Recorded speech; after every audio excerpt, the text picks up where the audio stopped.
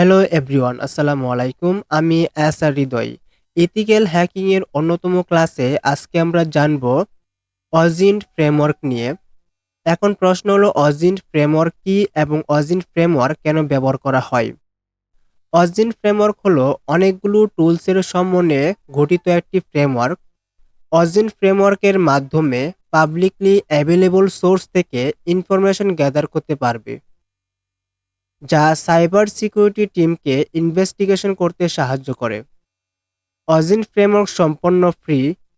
অজিন্ট ফ্রেমওয়ার্কের full form হলো open source intelligent.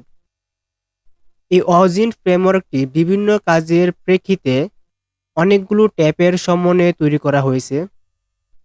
আমরা দেখতে পাচ্ছি এখানে অনেকগুলো ট্যাপ রয়েছে। ট্যাপের সমন্বয়ে অজিন্ট ফ্রেমওয়ার্কটি তৈরি করা হয়েছে।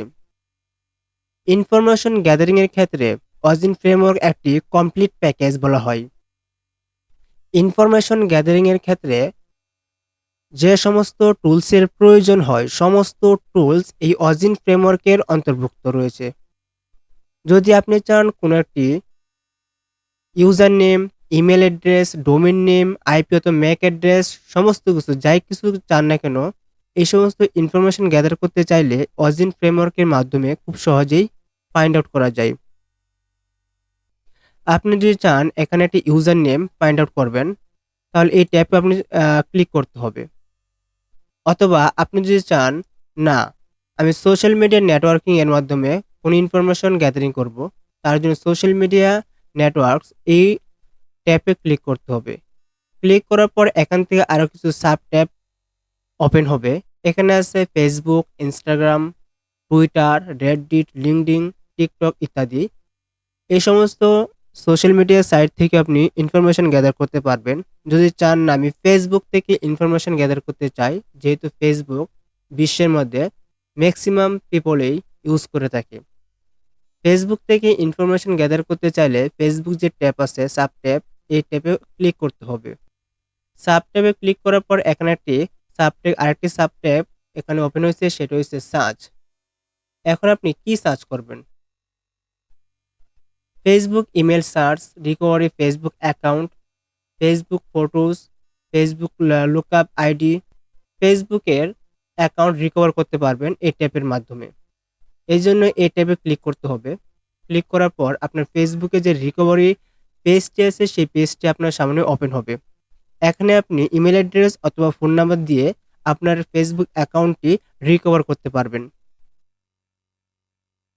তাছাড়া আপনি যদি চান অন্য কোনো কাজ করবেন, অন্য কোনো ইনফরমেশন গ্যাদার করতে চান, তাহলে আপনি একইভাবে এই সমস্ত ট্যাপের মাধ্যমে ইনফরমেশন গ্যাদার করতে পারেন।